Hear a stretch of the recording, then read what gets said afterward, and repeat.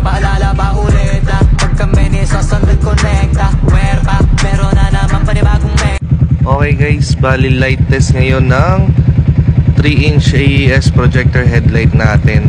Okay, so ito ang ating package 1. Currently nakakabit sa personal unit ko na Sniper 155. Yan guys. So bali ito guys is my RGB demon pero nakashoot siya ngayon sa blue. So pero may off switch din yan para kung sakaling babiyahe ka na malayo, may all white yan.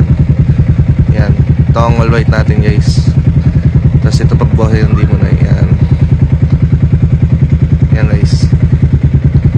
Yan, so bali ganito ang light test natin ng 3-inch AES projector headlight kapag nakakabit sa Sniper 155. So bali guys, ganito ang low beam nya.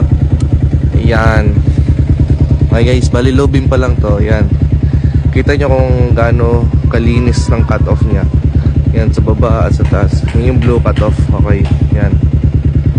Tapos ganito naman guys kapag high beam.